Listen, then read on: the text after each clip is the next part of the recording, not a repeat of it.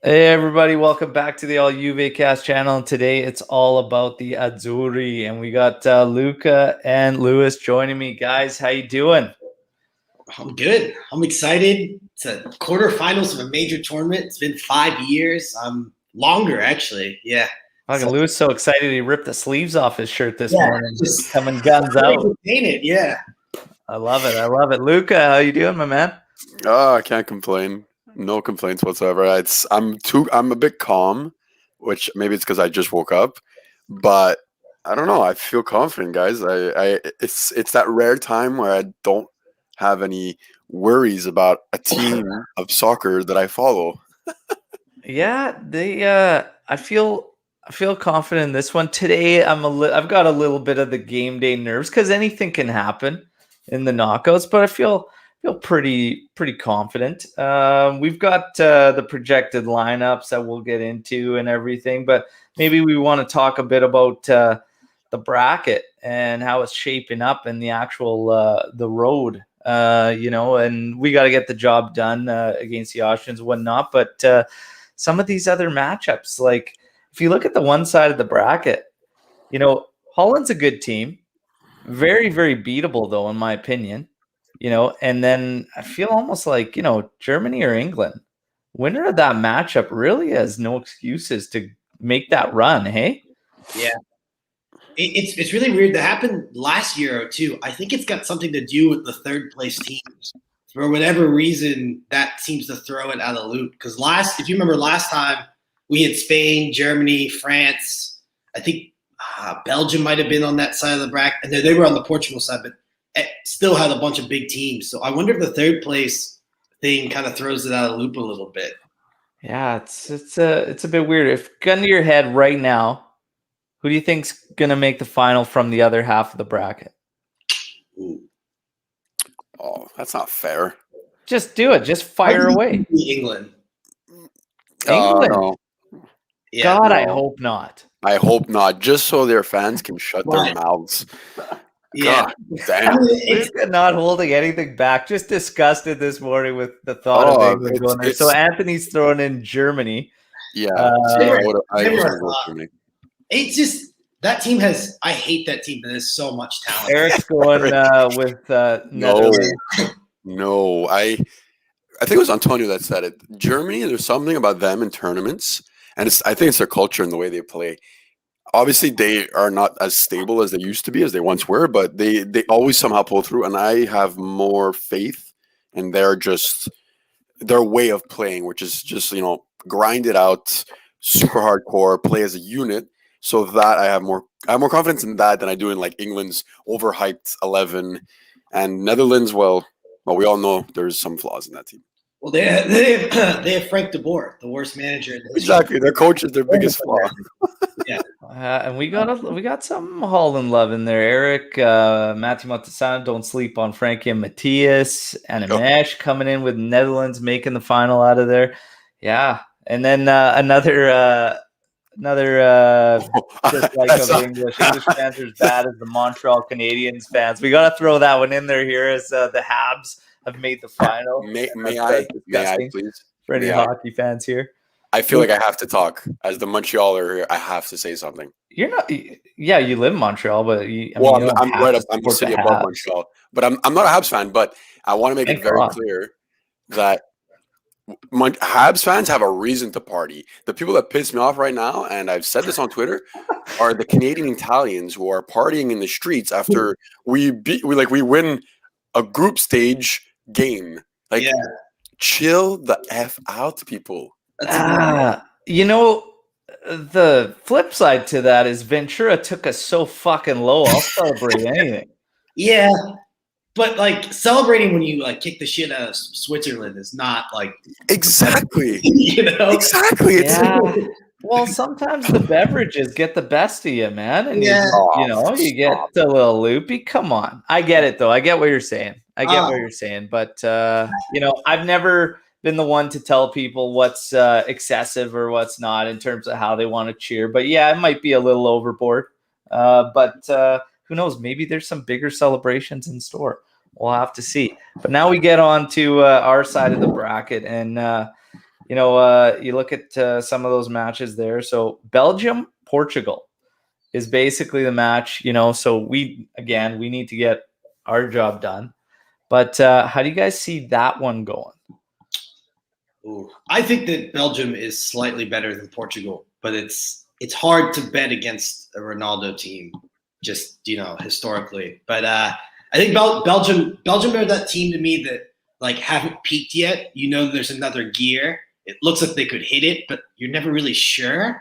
So I don't know. I would lean slightly towards Belgium. Personally, I'd rather play Belgium than Portugal. I get PTSD of watching Ronaldo from Real Madrid against our defenders. So I want to do that again. No doubt. Luca, what do you think?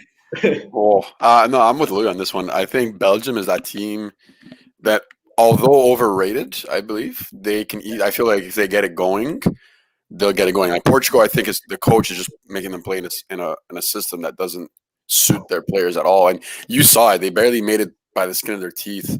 So I would prefer Belgium, and I think they'll make it further. But they remind me a lot of I had this in my mind. They make me think of a team. Well, France in 2016 when they lost to Portugal. Yeah. On paper, incredible team, but when they play and you think they should win, they don't. So it's hysterical to actually see. Yeah, I think like Portugal. There's something interesting with this Euro that Portugal's one, England's another. You can even make this argument for Spain a little bit, where at the World Cup, in years past, they had different teams, right? Like Portugal played very defensively. England kind of played a defensive 3-5-2. You delay the tournament a year, now you get all these new players like Grealish or Sancho or Bruno Fernandes, Joao Felix, and it's become a completely different squad of players, aside from what it originally was. And now it's stuck where it's like, okay, we have all this attacking talent, but we got here playing defensive football. What do we do? And I think that Portugal kind of have that like limbo right now, kind of like how England do. It's like, how do we get the best out of this 11, So I think Belgium has that advantage because they've had kind of the same team. They have a couple question marks with Hazard, but Martinez has had that group for a while. Like he knows it in and out. So I think they have a slight advantage over Portugal. Portugal's been a funny team for a while too, like barely qualifying, for tournaments, like barely, squeaking through group stages and then all of a sudden going on a run, right? Yeah. Even when they won, they finished third in their group last Euro. They were a third place team last Euro. Yeah. And they're that team. It's kind of weird. But in terms of the two, you would rather face Belgium, you were saying, Lewis? Yeah. Yeah, and Luca, you agree? Obviously, I would love to just see like Ronaldo get slapped by his like counterpart teammates, but we all know that it's gonna the gods gonna go against us, and he's gonna get a PK in the 94th minute off of like a Chiellini handball, and the world is just gonna explode. So yeah. I'd rather not deal with that on Twitter.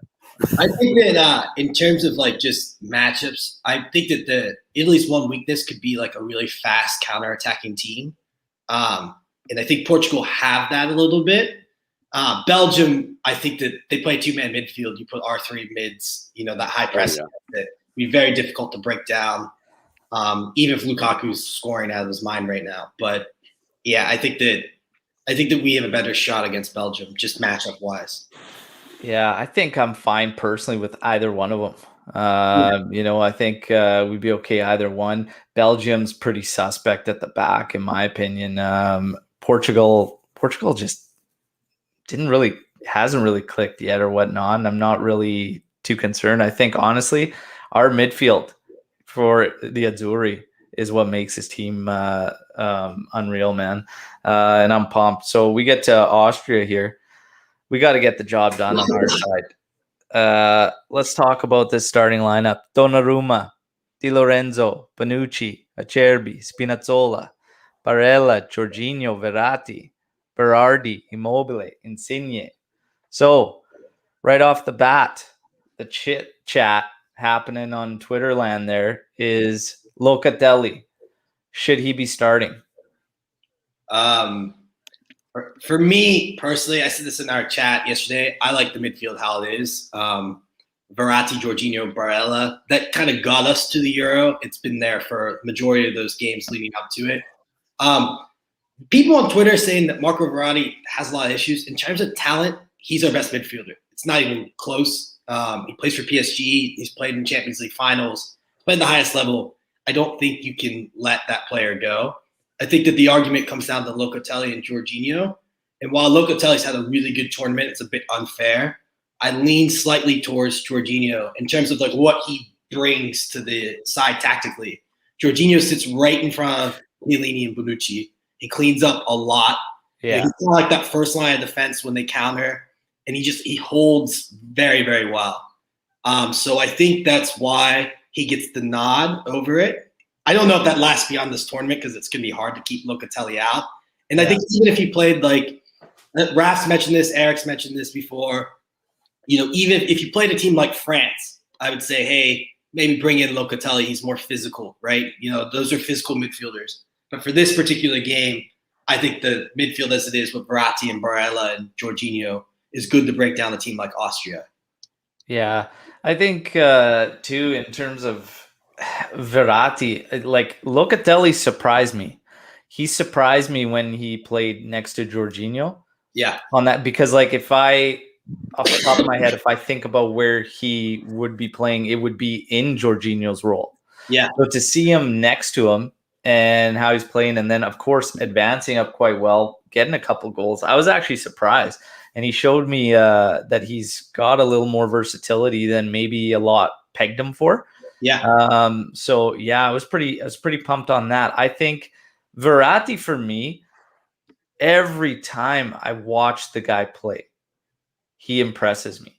He's just like he's got it all. He's got the vision. He's got the passing range. He's got the ability. He's got the skills. He's got the awareness. He reads the game so well.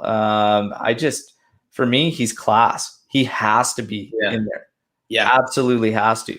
If the discussion for getting Locatelli is in, for me, it's not between he and Verratti. Barella is a lock for me because he's our pitbull. Yeah. Barella's like, him and Verratti are locked in.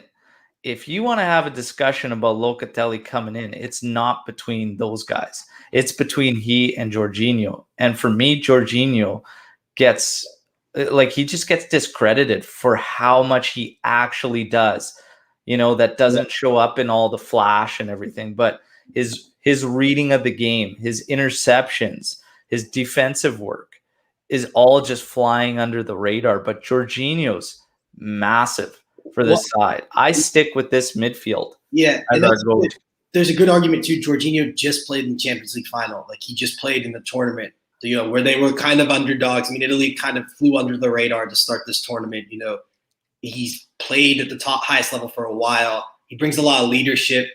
Just for now, Mancini seems to be looking for leaning a little bit towards experience in some of these games. So I think for now that makes sense. But the beauty of this is if they were to take Jorginho out and put Locatelli in, I don't think anyone would complain about it because our midfield is that good, it really is. So. Yeah, and that's absolutely it. Luca, how do you feel about that midfield? And is that your go-to midfielder? Would you slot Luca in?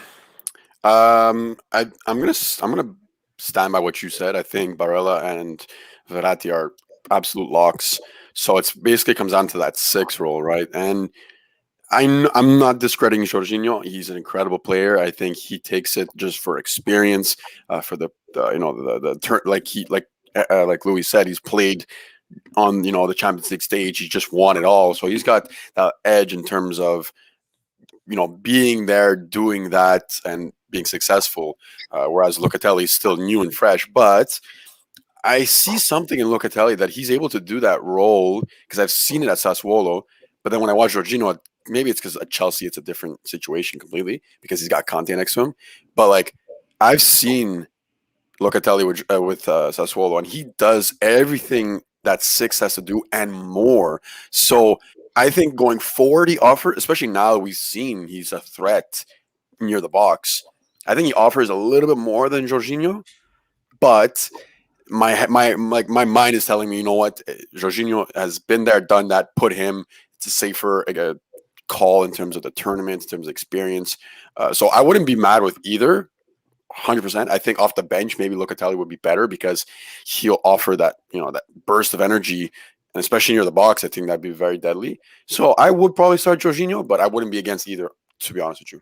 Yeah, I think also, like, when I think about this too, in Loca's first match, you could see the nerves. It took him a while to get comfortable in that first match that he played at this tournament. Now we're in a knockout, the do or die matches, right?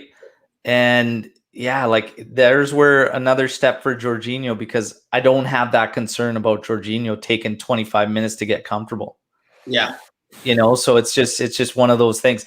I think Loca, regardless, will get his minutes coming in at some point, which is great. Get him some minutes in the knockout at some point. At the back, Acerbi next to Bonucci. Follow up with Bastoni, the young kid, or do you just roll it out with Acerbi, a little more seasoned player, let's say? I think sort of similar to Jorginho, Acerbi and Bonucci played a whole year together when Chiellini was out injured. So, and they played, like usually Chiellini and Bonucci will play a game, and then there'll be Bonucci and Acerbi for a game. I just think that they have more of a relationship than the Bastoni and Bonucci do just yet. They've only played, I think, 45 minutes together. It was in that last game. And Bastoni, I think, is the future. Like, I think come World Cup time, he might be knocking on the 11, depending on where Chiellini is in terms of his fitness or his ability.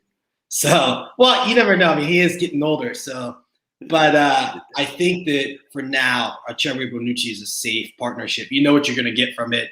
They have the rapport together down. And Acerbi has the experience. Yeah. What do you think, Luca? Oh, no, 100%. Everything Louis said is on point. I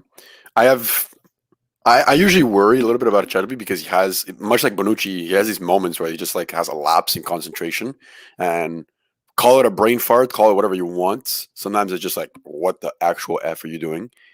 But thankfully together, they're actually not terrible. Like Louis said, in the lead up to this tournament, they've played a lot together on the international stage, and I feel like they very much, and I said this a long time ago, they complement each other, because Acerbi, although he has more of an offensive prowl, like he does at Lazio, he does push up a little bit. He does offer what I would think is more of that hard-nosed, like central defender, like Chiellini is. He's not overly skilled and like what people think Bonucci is on the ball. So together, I feel like they do partner well, and I'm not too worried. And honestly, if anything, Bastoni off the bench, no arguments there whatsoever. Yeah, Bastoni impressed me in that last match. I was digging the way he was right in Gareth Bale's face the entire match, and just chipping away. I loved it. Up top, Berardi, Immobile, Insigne. Still a lot of shouts for Chiesa, but for me, again, it's just like and it's tough because he goes into Wales, and honestly, like, we talked about it too in the chat, and he got that man of the match. He got that player of the match award, but I had Verratti getting it in my term. He pulled all the strings. Yeah, he holds on to the ball a little long sometimes, but I think Verratti was trying to establish himself again because Loca was coming in strong, and I think Verratti he was trying to do a little too much. Also, the flank play was not where it needed to be on that match. I think with Spinazzola in there, it changes things. He'll have that outlet quicker, and I think it'll be a different game. Obviously, Belotti there was a day late, a buck short that particular match, and threw things off. I think we'll see, everything line up nicely. Berardi, for me, still has the edge when it comes to playing for the Azzurri over Chiesa. I know it's highly unpopular for Juventini, and I know the season. Believe me, I know the season Chiesa has had. Like, it just still what he was doing against Wales. It still didn't. It wasn't amounting to anything. And Berardi's been getting. He's been getting that end, that assist, that goal, and like he's on a tear. There is absolutely nothing wrong with having either one of those guys come off the bench. So I'm actually fine with Berardi over Chiesa. I'd be fine if he decided he wanted to go Chiesa over Berardi. Yeah. I'm fine either way. I don't think it needs to be this big thing. We have a good problem, like we just talked about with Locatelli in the middle, Chiesa and Berardi. Like that's a good problem. How do you guys feel about up top? Well, this is a very passionate subject because every single time I tweet that Berardi should start, my mentions blow up with how many people tell me that, I'm a Chiesa hater or this, which if you've watched the channel, you know that I love Chiesa. Like he's a great player. But Berardi has now scored or assisted in 8 straight starts. He also has more goals and assists in less caps than Chiesa does, like in their careers for the national team. Berardi, a couple years older, he's a little bit more seasoned. Chiesa, he's just not there yet. I mean, if he starts, no big deal. Like, fine with it. He brings something a little bit different. But the way that they press, even, like how many times against Switzerland or Turkey did you see Berardi win the ball back, like, outside the final third? His runs, the run that he makes for that ball by Locatelli and then to play the ball back into him was brilliant. He just, even in games where it looks like he's not playing very well, because I'll agree, like he doesn't look like a 10 out of 10 performer, right? But even when he's not playing well, there's just that like little moment where he does something, he takes a shot or he makes a run and he opens up the play. He's even like that for Sassuolo. He can go a whole match without doing anything and then pops up and scores a goal. I just don't think you can keep him out right now. And the report that front three have, why change it? It's not broke. Why mess with it, Yeah. I mean, I've seen some takes out there too, talking about Insigne and like going Chiesa, Berardi, winging Immobile. But I think Insigne, we talked about this leading into this tournament. This is his tournament for the Azzurri. He needs to be one of the key cogs for us. Like that's going to be big. And the fear is out there. Fear is out there about him disappearing, and but for me, he's got to be in there. Luca, your thoughts on Insigne? I think it was a couple months ago. I had this discussion with Eric on our chat. Because on paper, let's put our cards. Like after the season, everyone's thinking top 3 players up front. You're thinking like Keane, Chiesa, and Berardi, right? Those are the 3 that this season in their teams respectively were incredibly, incredibly impressive, right? So that's what everyone's thinking. But does it work in the system? Does it work? Does it work with what Mancini is trying to do? So for me, and Eric, actually, I have to give him a shot here because he did put me in a state of thinking, wow, he's got a point. Like in the way that Mancini lines us up, in the way that we play, the way he likes us to run on the ball and off the ball, Insigne on that left side provides so much more. And just in terms of creativity, he might not be the attacking threat that Chiesa is in terms of speed or direct, like just one-on-ones, but he, he'll go behind you go behind Immobile. He will go between the lines. He will, mess around a bit. He's just got that flair, that imagination that you would never expect to come in a formation like this. So for me, as much as I didn't think I'd say this, I think he has that spot on lock. Like I don't see anybody else coming there and doing what he does.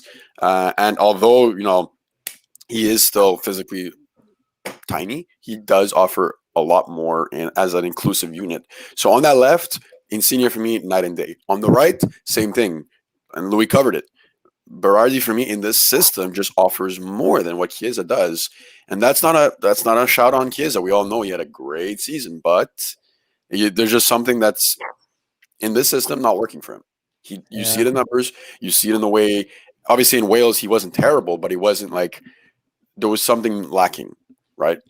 So I think that the Insigne thing's really interesting because if you look tactically, he frees up the left so much because he comes in, he pops wide. Spinazzola can do whatever he wants on the left side, and they don't even have to look at each other. They know where they're going to be. But in the Turkey match especially, he caused all sorts of headaches for that back line because midfielders don't know if they need to pick him up. The left back doesn't know if they need to pick him up because he's just always drifting around that penalty area. It's really impressive. And I do have to give a shout because we talked about this before. Ciro Immobile was someone we need to have a good tournament, and we'll see in the knockout stages. But 2 goals, to start off has been very good for Immobile. And his numbers at the club level have been phenomenal. So if he can carry that forward, I mean, those are the only two. Those two and Florenzi, outside Bonucci and Chiellini, are the only three players that have played in the major international tournament before. Yeah, the only three. And after the Wales match, I think like anybody that was making the shouts for Belotti over him has just kind of died down because Immobile's got to be the guy we got to bank on up top. Yeah. But we got Omar joining us now. Ciao, guys. Up, cool as ever, smoke in hand, fucking lounging back. Nice to see you, buddy. Nice to see you guys. Thought you needed some representation from another continent. North America is rolling over here. I overslept. I want to join in from the start, but I overslept. That's okay. That's okay. We're happy you're here now. So we were just discussing certain positions in the lineup. Midfield with Locatelli possibly starting off the bench. At the back, going with Acerbi and Bonucci. And then we were finishing up talking on the forwards. Chiesa is the one a lot of shouts for starting over Berardi. Let's get your take on real quick on Chiesa over Berardi, or would you roll with Berardi? No, what Lucas said sums it up pretty good. I agree with everything he said. And something I've noticed about Chiesa is that I don't remember a game where he was a force off the bench. He's a guy like takes his time getting into a match. Like, can you remember a Juve match where he came off the bench and made a difference? All of his big games were when he started. Yeah. And so Berardi it is. Yeah. So that's a good point too. It's just everybody's got the Wales match, in their minds, and he was taking his guy on over and over and over and getting the better of him. But again, end product was not. On the other hand, he needs to fight with Alaba this time, so he has a world-class CB LB to face. Yeah, he doesn't do very often, so it might be a problem. But you never know if we don't try, and it worked so far. So why change it? Yeah.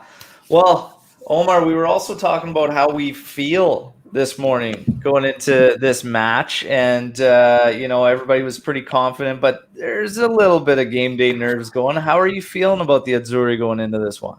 Well, you guys are lucky, you know that, because you wake up and you have like 4, 5, 6 hours of the tension between the match. I'm up since more than 10 hours ago, so the tension is building for a long time, and there's still a long time, like 5 hours or something. Yeah, like 5 hours.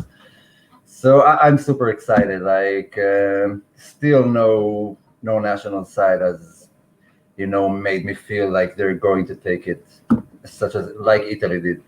They were the most impressive team, and everyone has started to notice it from the third game on. So I know France were okay, Portugal were on and off. So did Germany, England were shit. And that's about it. Shit. That's about it. They were shit. I'm sorry to all the guys who are England fans. Like the potential they have compared to how they play it's remarkable to me. Oh, I know all my English buddies. They tune in, and I love that they're gonna have to witness all this England trash talk today. I love it. Omar, we had some fun at the start. We were talking about just the brackets in general. On the opposite side, who do you see making the final? We were talking about the winner of Germany-England really having an easy path, obviously having to probably get through Holland, who I think is a good team but very beatable. But gun to your head, pick somebody making it out of the other half of the bracket. Gun to my head, Germany. There but it's a tournament. Sweden got themselves all the way to the quarterfinals of the World Cup because, I don't know, stuff happened that you have no control of. So on paper, it's Germany, but, they can draw with Sweden and go to penalties. Yeah. And Hungary proved that you don't need big players. You just need to be adamant enough. Yeah. So Germany on paper, but it's all open and it's the easiest bracket. Like if Italy was there, I'd say Italy ends that. Man, credit to Hungary. They were just tough for all those teams to deal with. Hey, like just unbelievable. Yeah. The fact they got a point off of France and Germany, and probably deserved one against Portugal, is remarkable. That was the best group of death I've seen in a decade. Yeah. It really was. Yeah. It literally went down to like the last minute of that But guys, it Germany-Hungary bothers game. me. Sorry, Al. It bothers me so much that it's a group of death and top 3 made it of the group. Like, Yeah. no, it's not entertaining if all 3 are there. I'm sorry. The games were still pretty close. That last match day was like, I haven't felt that on the final match day since City toppled United in the last couple minutes. Like it was exciting, you know. Like it was like I just kept scrolling through Twitter to see. Wait. Luca just wanted to see another team get bounced. Luke, you're telling me last day of City, last match day a couple weeks ago didn't have you on your seat, like on the edge of your seats? It did, but like not like that. Like it was nervy, but like it's a little bit. I don't know. It was a little bit different for going for fourth versus like a Euro like championship. But I was nervy. I would say that. Yeah. Yeah. Okay, so Amir coming in with, why does no one rate Croatia? So that's a matchup we haven't kind of dived into there. Croatia facing Spain. So who are we taking in that one? I honestly think that's a coin flip, to be honest, from what I've seen from both teams. Do you think anyone's going to score a goal in that game? That's a very valid question. Rebic versus Morata. I still love him. Oh my God! So that's stuff of legends right there. Yeah. So Anthony coming in here with Croatia is too weak at the back. He says Croatia's got a defender with worse knees than him. I don't know. Omar, what do you think about that matchup, Croatia-Spain? Well, it's a weird matchup. It's a really weird matchup because like Croatia are World Cup runner-ups, but it's not the same team. They're still missing a striker since Mandzukic hasn't played, and their defense is weak. Lovren is beyond his peak. Vida is, I don't know him enough, and that's about it. Brozovic, all of their players are like more defensive minded, and they're missing something that I didn't like. Rakitic maybe, but the rest are past their prime. Most of them, like Luka Modric, can't carry all of this team on his back. Yeah, that's the thing. Is they just need so much out of Modric, right? Yeah, it's way too dependent. A bit too much. Mars Zeta Morata will destroy them with a hat trick. David Furfaro, an offside hat trick. Matthew Montesano, Spain uncorked the champagne. Big performance incoming. No, they might. Morata with an own goal. You know what? Fucking own goals have been plenty in these Euros, so who knows? Probably be another Szczesny one, and then they'll just kind of create. He's not even a part of the matchup, and all of a sudden he'll find himself having a smoke. Apparently, because that's a big deal too. Now that he smokes. Man, pictured with cigarettes, but it's okay. Buffon smokes. What a legend. Yeah. Why do you think Omar smokes? Yeah, freaking idol, Gigi. Because it's cool. Yeah, Gigi was my inspiration. So I'm smoking. I was like, I gotta do that. Yeah, I want to be Gigi someday. So back in the days, a lot of players smoked. A lot of big players like Di Stefano and a lot of players smoked. It wasn't such a big deal. Let's go through these matchups with everybody that's joining us live and get their picks. So Wales and Denmark. I want winners from you guys. We'll start with Omar. Denmark. Okay, Luca. Denmark. Lewis. Denmark. I think they're the new dark horse. They got the momentum. They're electric right now. Huh. Okay. Netherlands and Czech. Dutch for me. Lewis. Dutch. Luca. Dutch. Omar. Dutch. Belgium, Portugal. I'm going to say Portugal gets it done. Omar. Belgium. Luca. Belgium. Lewis. Also Belgium.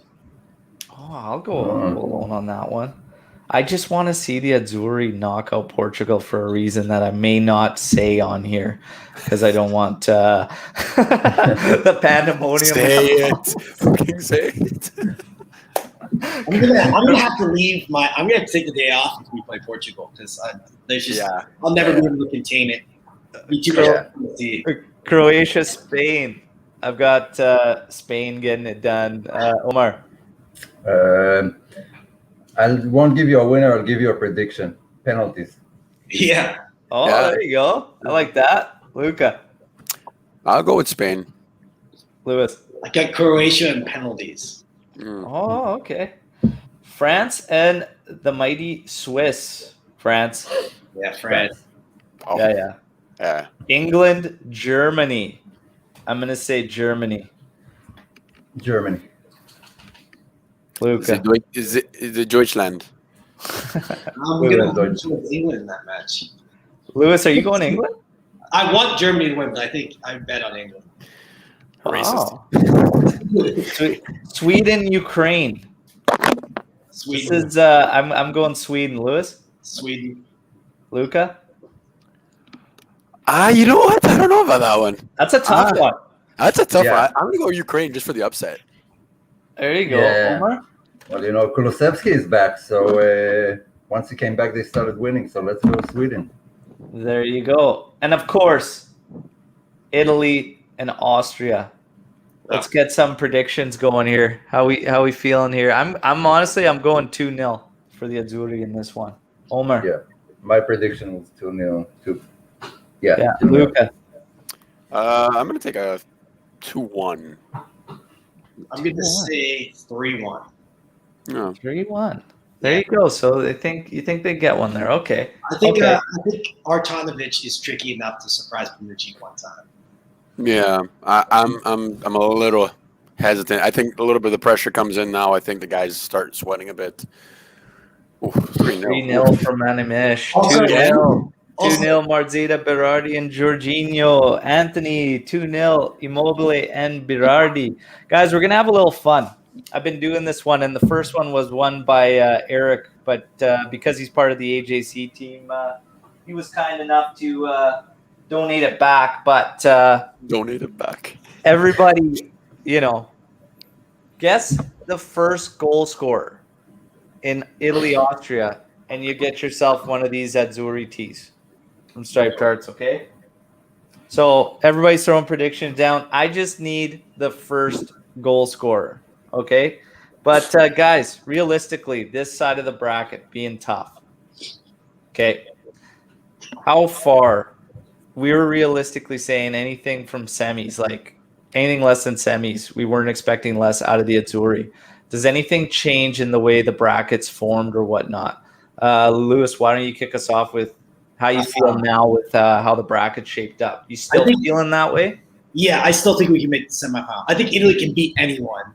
I think that there's two teams that could maybe give us trouble, but the only team that I think is slightly better than us is France. Not in terms of performance, because I don't think France has peaked yet, and they also kind of start slow. But just, a lot of that team is still the team from the World Cup. Some of those players were at the last Euro. So I think they just have a slight advantage in experience, and we play them in the semifinals. So I think semifinals are a little realistic, but if we went out to a Belgium, I wouldn't be disappointed. Yeah. Omar, you still feeling the same for the Azzurri? Yeah. I still think they can go all the way. They got an extra game of rest, like for most of the starters, so that should be an advantage. Which also says a lot about the team, like Lukaku wanted to play even though he could rest because he was the top scorer, and like the guys from Italy don't really care. They just want to win it. Immobile could have said, I want to play because I got 2 goals, I'm in for the top scorer, but there's nothing of that vibe in Italy. And that's what I think will take them all the way, that unity of the team. Yeah. Luca. I think we can. My biggest worry, honestly, is just bad officiating. I'm worried about like a random ass penalty shot that's going to get called against us.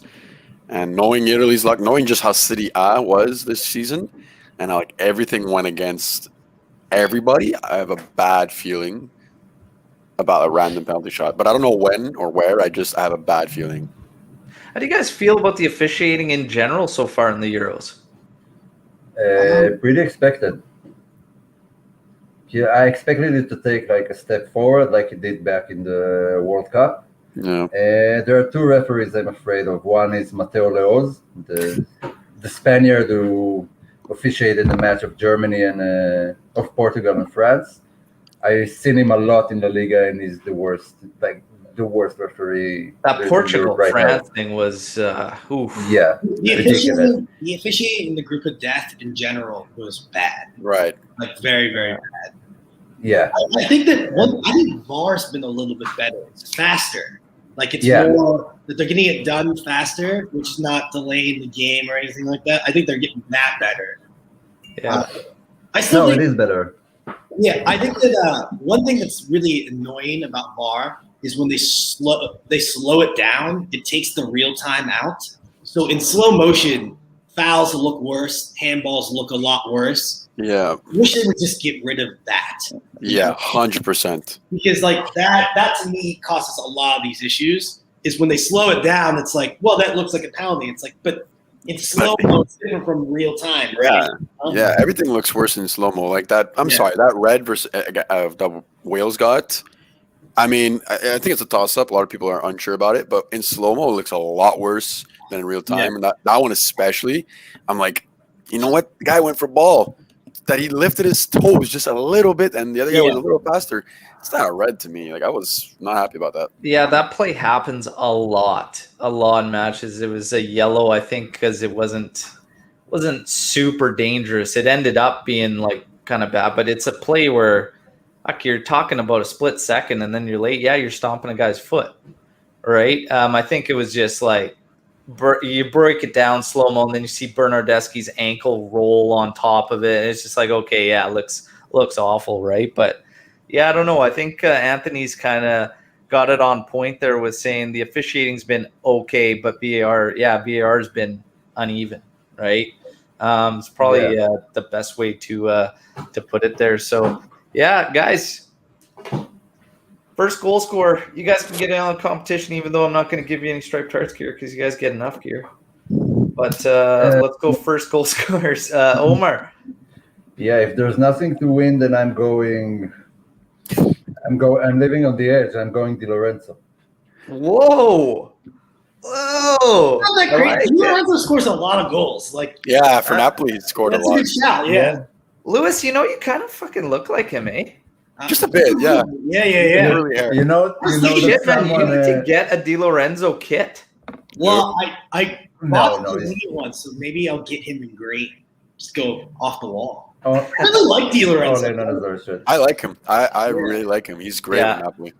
Yeah. So someone reached out to me on Twitter and told me I look like Chiellini. You're like a child. Of like a young looks like Bonucci and Chiellini together. Well, because somebody today on the chat, I'm pretty sure, saying, "Oh, where is it? Yeah, right here. Omar's looking a bit like Bonucci today."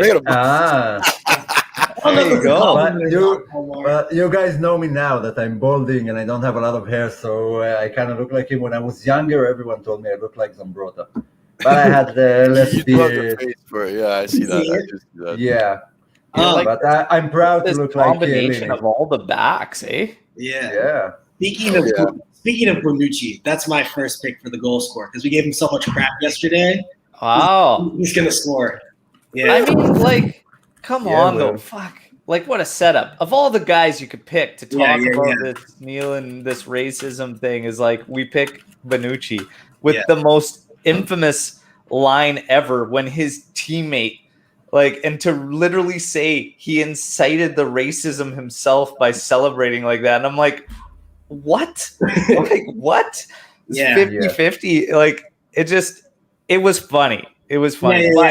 My problem with this whole thing, too, because I know it's become such a big discussion. I don't even want to get into it, but it's just like, honestly, I'm indifferent to this kneeling thing. Like, if that's what they want to do, that's fine. I think there's a lot of other ways to I don't think it actually necessarily brings on any kind of change whatsoever. No. Like, I think there's a lot of other ways, a lot of other things we need to be doing. But regardless, all these teams should have gone together and figured this out at the start, because now all this bullshit about are they going to kneel, are they not going to kneel, is actually taking the discussion away from why people were doing it in the first place. Yeah, how funny was the picture that they posted of Bonucci too? He just looked like extra stupid in it. Like, just all of that announcement was funny.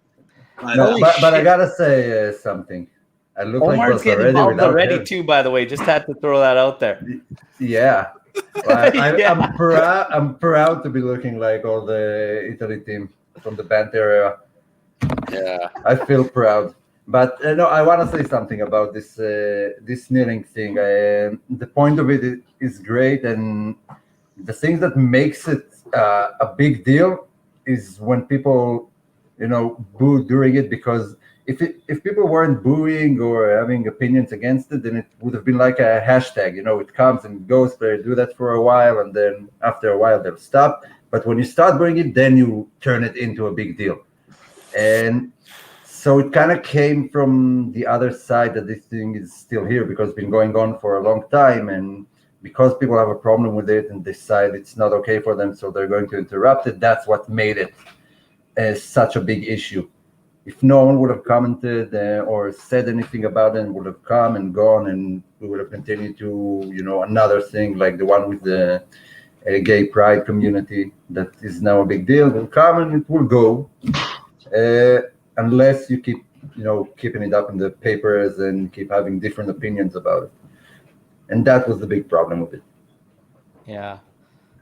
It's, I don't know. You got so many people too just saying like, keep all that away from football and whatnot. And then you get into discussion of, well, no, they need to use that platform. It's just, the whole thing's kind of ugly. Yeah. It's just kind of ugly. Yeah. So let's go here. Goal scorers. So, Omar, you had Di Lorenzo. Lewis, who'd you take? Bonucci. And Luca. I'm going to go Spinazzola. Spinazzola. That feels I'm going to go Insigne. And let's see what we got out there. Matthew Berardi. Yeah. Mir Immobile. Marzetta Jorginho. Yeah. Anthony Berardi. Animesh Barella. Another Barella for Joseph Clark. Well, doesn't David. What's that? Yeah. Jorginho takes our penalties, right? He takes our penalties. Yeah, for sure. That could happen, yeah. I actually don't know who shoots our penalties. It might be Insigne. No. Immobile. Yeah, that's true. Jorginho scored like 10 penalties this year for Chelsea. I'd probably a lot of goals. Well, there you go. So we got a PK. Yeah. Who do you toss? I honestly, I'd give it to Jorginho. Yeah. He's our Kessie of our. Even though I hate that run up with the jump. It's so corny. He actually started scoring since he started doing it. Then I think he hasn't missed any penalty. So weird. I honestly like Insigne. It's a 50-50 when he steps up there. Exactly. I've seen him botch some big ones. I give it to Immobile. I give it to Immobile. Did you see the Sky report about who our PK shooter? We're talking about this. What is it? Yeah, I put it in the chat, but it was Jorginho, Immobile, Acerbi, I think Berardi, and then Bonucci. Oh, they're all on the field at the same time. Yeah. Oh, Insigne wasn't in the 5. I would definitely put Barella in there over Bonucci. And Acerbi apparently is good, but I've never seen it, so I don't know. Bonucci had a great penalty against Neuer. Yeah, but it's Bonucci. So hang on a sec. Who were the 5 PK takers listed? In this order, it was Jorginho, Immobile, Acerbi, Berardi, and Bonucci. So let's go with this and let's have some fun with this and everybody joining us live. You're 5 PK takers. So right out of the gate, I like kicking it off with Jorginho, high percentage, right? Immobile, sure. Acerbi. I don't know. That's a no for me. Bonucci should be 3, I think. Yeah. 5 should be a forward of some sort. How did Acerbi get there? Like, he has Immobile on the squad. How many times have he shot a PK to be considered into the top 5? Well, that's it. Mancini's got to have to see something. Like, there's got to be Yeah, training like I'm and sure. I mean, maybe- the thing about Bonucci is like you actually see him like take penalties or like score goals like from outside the box, right? Like he has like a good right foot, you know, like. But Yeah. Louis, it's not 2015 anymore. Times have changed. So I don't He's know. good Like last I year. haven't seen some of these guys take, but like I've like has anybody seen a Cherby take one for Lazio? no, Never. No. Never. Yeah. So I see some shouts for Barella. I've never seen Barella take a PK. But look at his composure. I feel like he's got the confidence. That's all I need to see. I don't know, man. It's I gotta see a couple. Verratti, I've seen take a couple. Yeah, yeah, he could. I could He see could. Verratti maybe taking one. I could see a guy like Spinazzola being decent at him, but Yeah, again in definitely. training you'd have to If he's on see. the pitch, could be pretty good. Spina might be a shout. A Cherby, I've just never seen one take. I've never seen Spina. So it's all about in training when you get into because really when you watch these teams, like you don't see shootouts and qualifiers and all this, so you don't really know. Like we haven't seen the Azzurri really in what we've seen one shootout, I think. No, But this one, or have we even? not since the Euro. We haven't seen not since the Euro. Yeah, exactly. so we haven't actually seen this particular side in any shootout. It shouldn't get to it's that tough to point. say. Well, you know, penalties are much more of a mentality thing than a skill. And you can shoot a bad penalty, but the goalkeeper will go the other way, so it's in. Like But there's Azzurri more of a mental team. game. I've I've never seen him shoot one. But He can- I don't know. I just have no faith in him anymore. Yeah, You know what? I think he's pretty good for the penalty spot. He's done it a couple times before for the Azzurri. Like, Yeah, he's done it before. I'm not saying he can't, but there's something about him that I know. He's that guy in the team that everyone, like, especially us Juve fans. It's just Remember against Napoli, he was the only one who made one. yeah. Well, Yeah. Bonucci's I'm thinking back, like I remember him very up a different. couple Like times, I'm okay with him. A Cherby, I think, is just the one I've never seen. Berardi should shoot one. I think he shoots the ones for Sassuolo. The last one I remember Berardi taken was stopped by was it Tech? Or was that that was Buffon. That was fun. fun, Yeah, yeah. that was Gigi. So Yeah. he's forgiven for that because it's Gigi. That's the only reason. Wasn't Buffon's penalty record like not the best for a while? With Italy, it wasn't. He was doing Italy, but for the club level, I thought that was a knock on him. Maybe I'm wrong, but Yeah, no, at first, but in the last couple of years, actually, Yeah. he stepped up. Like I remember, Yeah, well, you know, a few. he's For only most of played his for 25 career. years. At some point, he's got. Yeah, that's the thing, Louis. After so many years, he gets skewed a bit. Yeah. well, you know, for most of his career, Messi was pretty bad at penalties. It was Yeah, like his only bad factor. And I haven't played professional football for about 20 years, since I was 10, maybe. And I still shoot pretty good penalties. So every player that trains every day against top goalkeepers can shoot a penalty. Let's put that on the table. Bonucci still shoots penalties like a professional football player. I'm pretty sure Donnarumma can score a penalty easily. I've seen him take one, and I don't know. I don't know about that one. But you know what? We're not even gonna need it. We're not gonna need kicks. Yeah. So, yeah, we're not going to get there. Exactly. Animesh, you deserve a shout out because I want to put you on blast for even mentioning this and bringing this into from the memory banks there. At least we don't have Zaza this time. Absolutely brutal. That ball hasn't landed. Yeah. No, it's Nice. still in space to Nice. this day. Yeah. What's worse about that? Zaza, I mean, the run up is so bad, but like three other players after him missed. Yeah, but that's what I'm saying. This is where I get mad, Louis, because it's like, first of all, that team was not supposed to be where it was. Yeah. We're just going to say it out as it is. So the fact that we got there, you know, like people should. I get the hate, but people forget that after Zaza, everyone else missed too. Like, what the The fuck? hate is justified because he was subbed on in extra time to take a penalty. Yeah. And then he did that. Pele's pen was worse, and That that's was worse. I will. Tom Rand didn't even hit the goal. He shot just as pathetic as Pele did and put it wide. So Yeah. Well, my no, it's biggest thing is you gotta hit the fucking target. yeah. That's the biggest yeah. thing. Is like if a keeper guesses right, you know, he stops you. It's like okay, shitty, but you gotta at least hit the frame, man. You know who else had the bad? Schweinsteiger sent his to the moon. in that game, which was Yeah, that was shocking. That was yeah. Yeah. Yeah, well, Beckham shot a few to the moon. There are a few good memes Yeah. about it. I don't know. Like, if you look, Italy usually had a lot of good PK takers. Like, if you look at the 2006, except for Grosso, it was Del Piero, Pirlo, De Rossi, Totti, Yeah. and then Grosso was the last one. But we Yeah, always that's had good exactly free this. kick and PK takers. Yeah. Materazzi took a really good one in that too. Yeah, that was a good hit. You got it.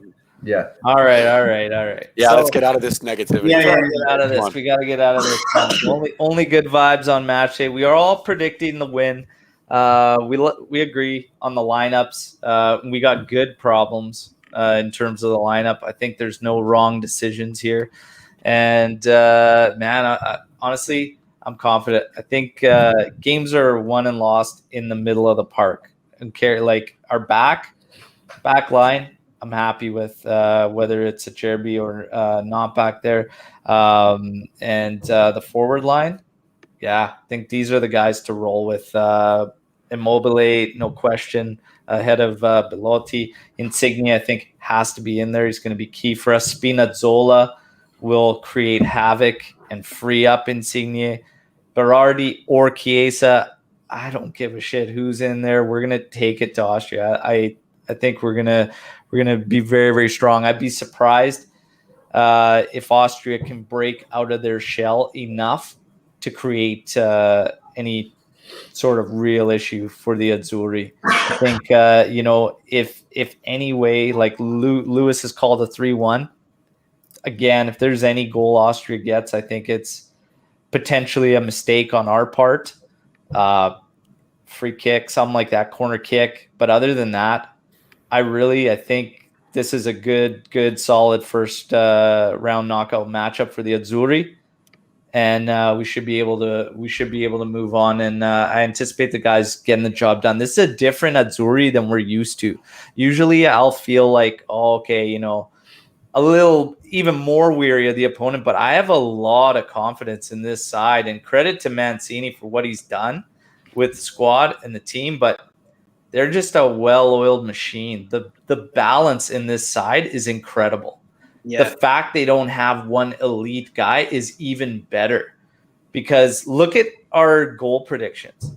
Literally all over the map, and you can believe it, because that's the way this Azzurri team has been. Is one guy will pick up for another guy, and yeah, you could see it. Insigne, Immobile, Berardi, Barella, Jorginho, like Spinazzola, any one of those guys could open the scoring.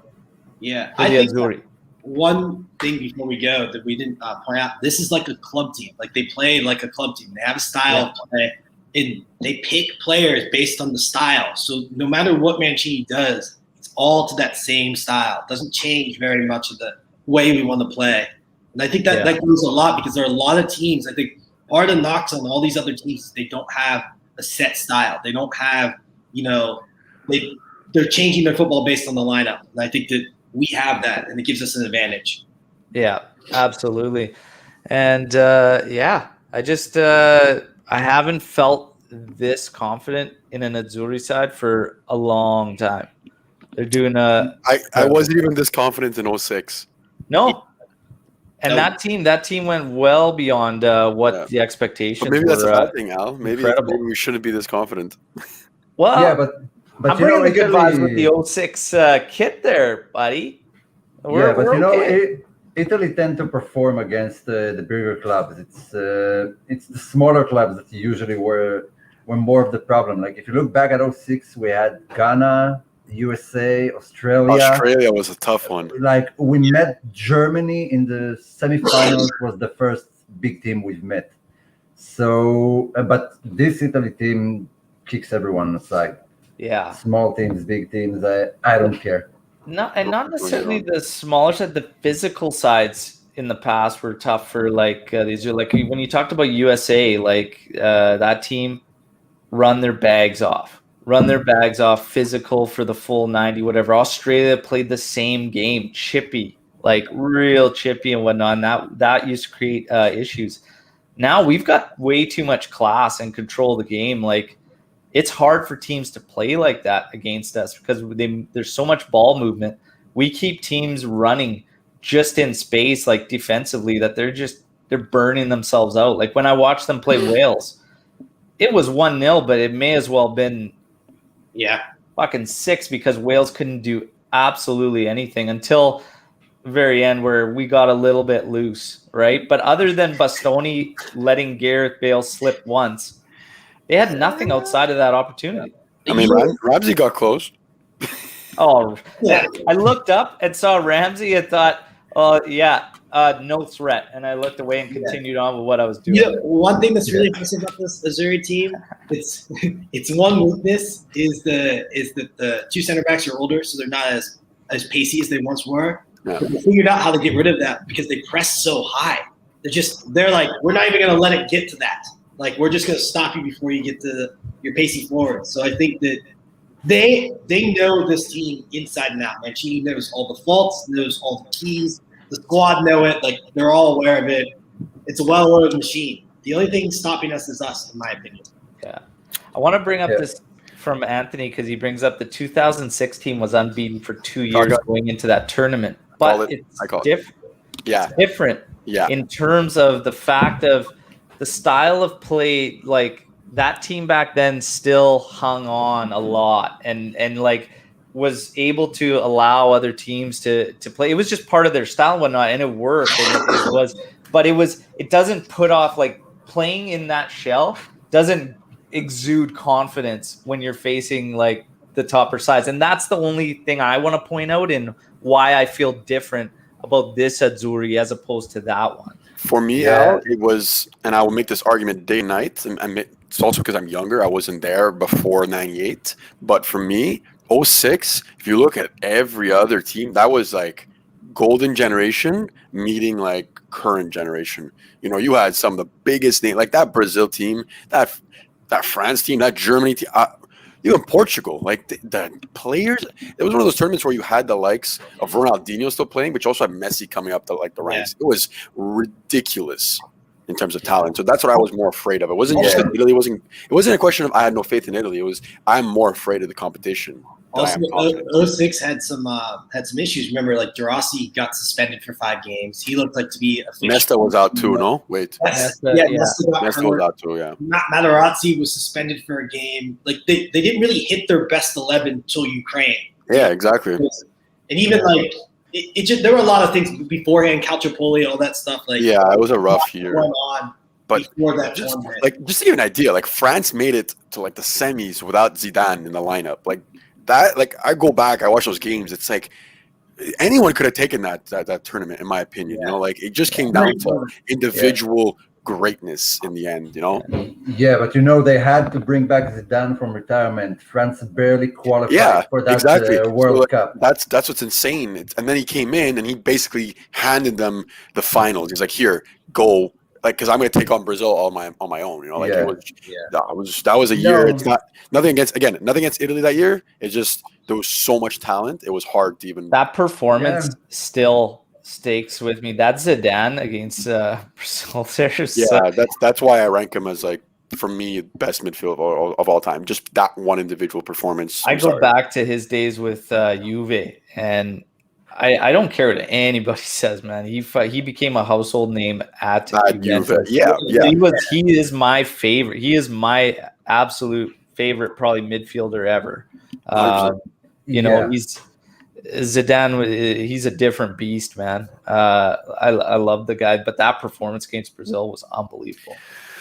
Yeah, and this Brazil side had too much talent. You know, you can.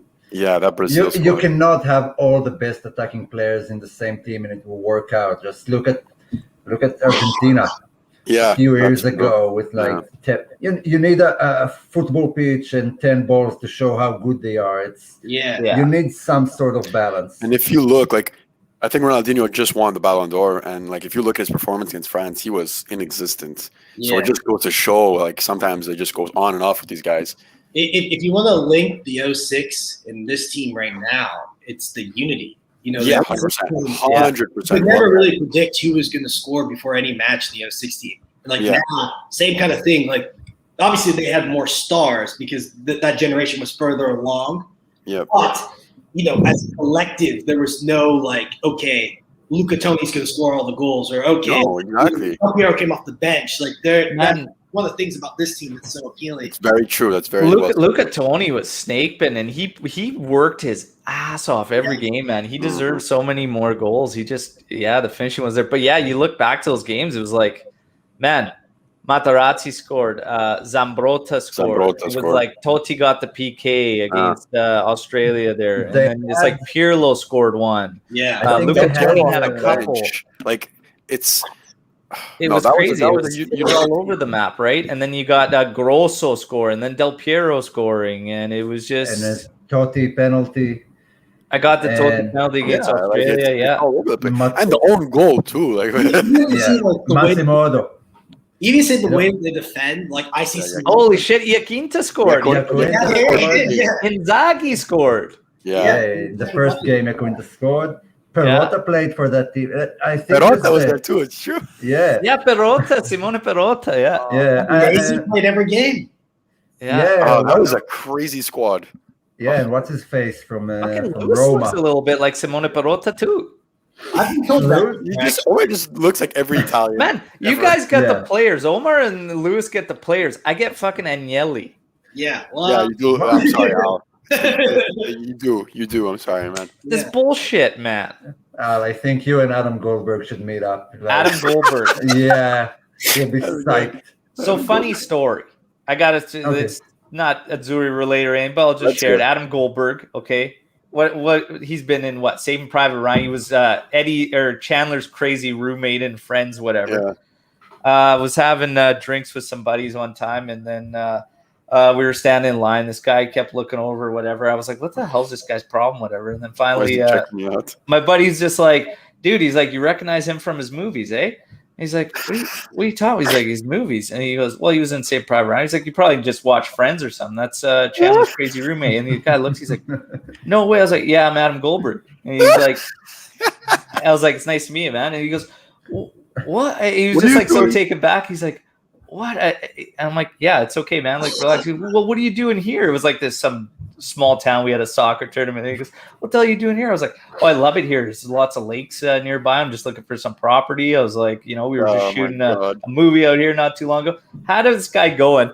Goes back. I could see him like YouTube or like Googling it. And sure as shit, I look like Adam Goldberg. So if anybody's tuning in here and you like, it's ridiculous.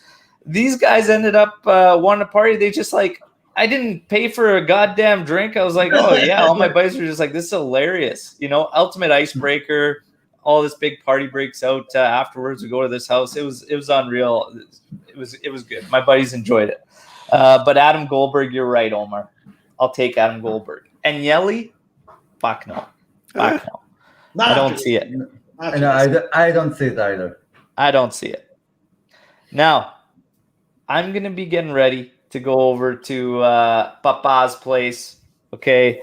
Azzurri matches. We like to get together. Mom always makes some homemade pizza and whatnot. And then my dad and I will have some beverages for sure. What's everybody doing for the Azzurri match today? Let's kick it off with Lewis. What's your plan for the Azzurri knockout? We're down the street. They've been playing all the Euro games. So I'm going to get drunk and watch the stand up for it. There you go. Yeah, that's all you need. That's how your Azzurri matches go. Yep. I like it. Luca. It's an ugly day here, and I'm still recovering from my last hangover, so no alcohol for me. It's going to be comfort sofa, probably at my girlfriend's house, and that's it. Let's talk after the first goal. You're going to be able to be very chill enough to be watching it. Yeah, I'm super. I don't know why. Maybe I'm just really tired. I'm super relaxed today. Oh my God. If I tried to watch a game of this magnitude next to my wife, no, it just wouldn't happen. Yeah. She'd kick me out so fast. No, you misunderstood, Al. My girlfriend will not be watching with me. She probably won't watch the entire game. So we're good. For that, we're good.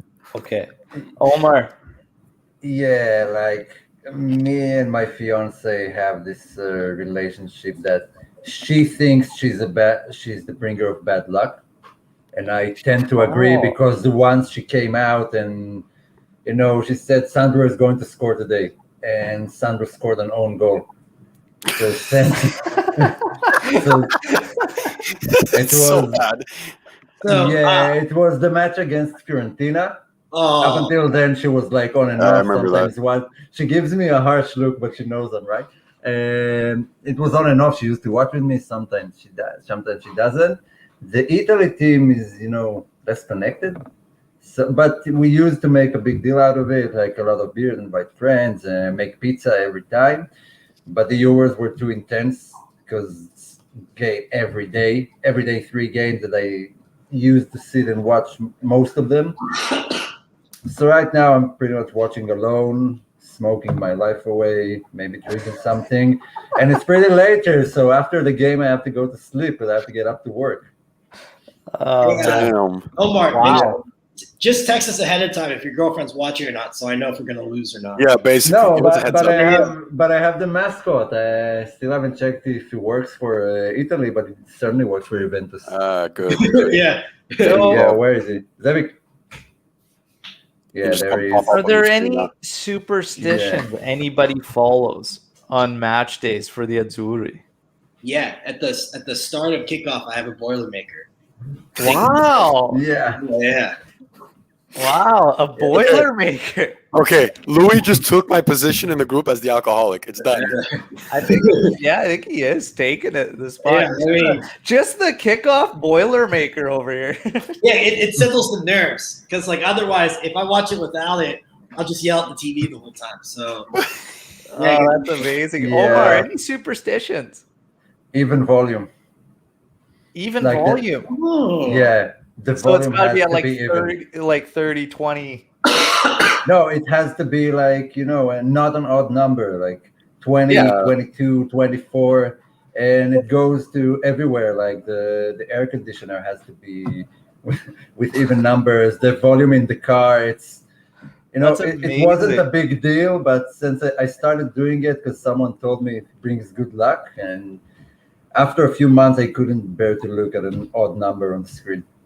Yeah. Like it's really an obsession right now, and I keep it going through Juve and Italy matches. So I don't typically have superstitions. They're not true, like real superstitions. I usually try to wear the same kit if we've done well in one I've worn before. But other than that, I don't do a whole bunch. But on the Azzurri knockouts, things have changed.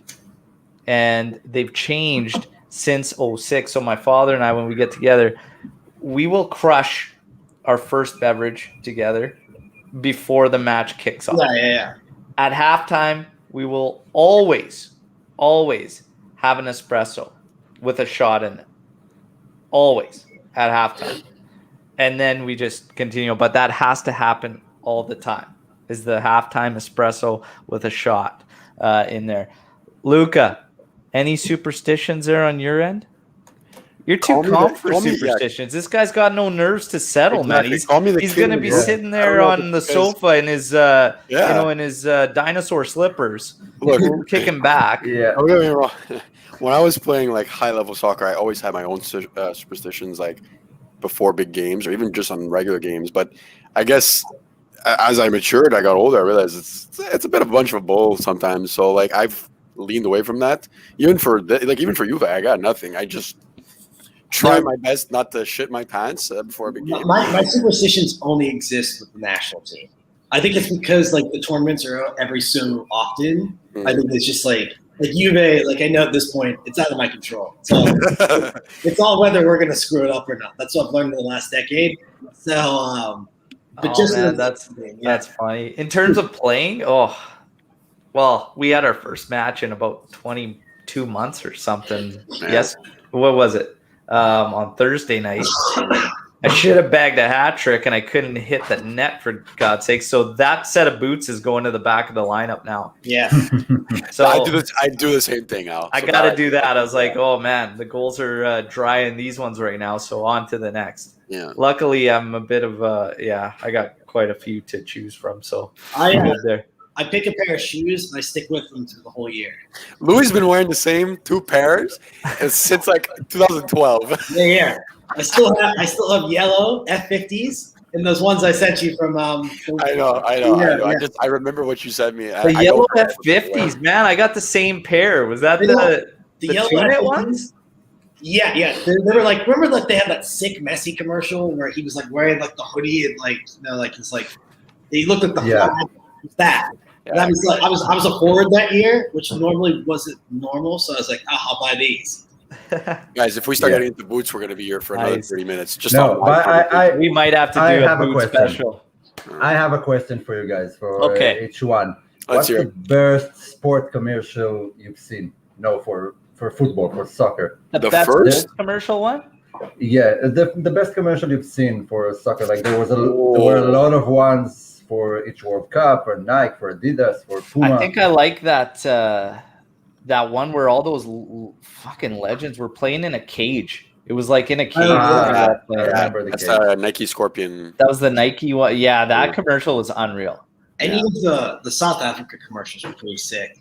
Like, everything with South Africa was a good year. All the people like make a football field, and then like people. I love this commercial. It's Drogba, it's Lampard, it's Del Piero, it's like all these people. Yeah, that one was cool. Yeah. Awesome. Yeah. I don't have a favorite. For me, that's one of the golden. Like I have so many of those commercials. Marketing reasons, like specifically, I have so many that I love and I cherish. I can't pick one. There's so many, and especially since I worked in the industry for like whether it was footwear or even for the apparel, like I can't pick one. There's just so many that are relevant. It's ridiculous. Omar, what's your pick? Well, there were a lot of great ones. The best one was a Heineken commercial, which was sort of a reality commercial. Like there were hidden cameras, and they found guys who came in with their wives to buy chairs or sofas, and there were 2 stadium seats in the middle that cost almost $2,000, and the guys had to convince their wives to buy this because at the bottom of it there were 2 tickets for the Champions League final, and they can't say anything to their wife. They just have to. Yeah, I remember that. That's a good one. Yeah, and in the end, one succeeds. Nice. It's a good commercial. It's because it's realistic and it's like it's behind the scenes in a sense. All right. Well, shit, guys, we covered well beyond what we had planned. Went sidetracked a couple times, but that's good. That's good. It happens. But no, we're all feeling good. Thanks to everybody who joined the live. It's been a lot of fun. We're all predicting the victory. It's up to the boys to get it done. We think they will. And I've got all your first goal guesses in there. And we'll see if somebody can take home a tee from Striped Arts Apparel. Everybody, enjoy the match. Forza Azzurri all the way. Let's get it done and move on to the winner of Belgium-Portugal. Let's go.